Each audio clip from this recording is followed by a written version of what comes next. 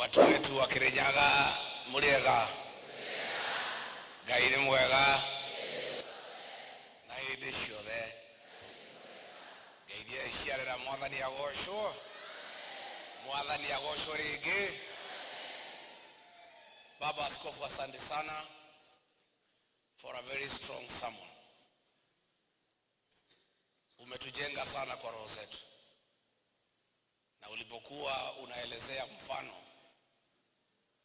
ya yule alipitia kwa mamba mpaka akafuka, nikaona kama ulikuwa unalenga mimi. Na vile umesema shukrani yote ni kwa Mwenyezi Mungu. Sisi tumefurahi sana kuja hapa kwa mwaliko wa bishop wetu, kuja katika Development Sunday ya kanisa letu. Kwa hiyo project ambayo mko naye ndio kanisa yetu iweze kujisimamia, kwa sababu wakati kama huu mgumu wa kiuchumi kanisa inaumia. Lakini kama kungekuwa na project kama hii, hata wakati mgumu zile shughuli za kanisa zinaendelea.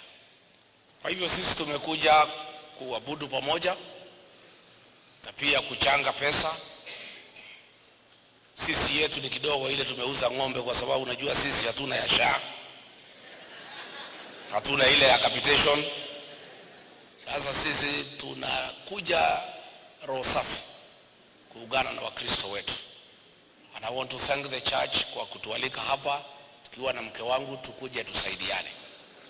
Tumefurahi sana hapa na choirs vile wameiba hapa, tumefurahi sana. Vile Bishop Emeritus umesema, mimi ni mtoto wa Kirinyaga. Maisha yangu yote nikiwa kijana mdogo nilikuwa hapa. Nilisoma Kirinyaga High School pale Gishugu from 1978 to 1983 for 6 years. From Form 1 to 6. Baadaye nikarudi tu hapo Kirinyaga nikiwa DO for another 3 years. Nimekaa hapa a total period of 9 years. Watoto wangu Kevin alizaliwa nikiwa hapa Kirinyaga. Kwa hivyo mimi ni mtu ya Kirinyaga. Na kama kuna pahali mimi naungwa mkono 100% ni hii kaunti ya Kirinyaga. Na nikiwa hapa Kirinyaga mimi nasikia mzuri sana. Because watu ya Kirinyaga ni watu ambaye wako na msimamo.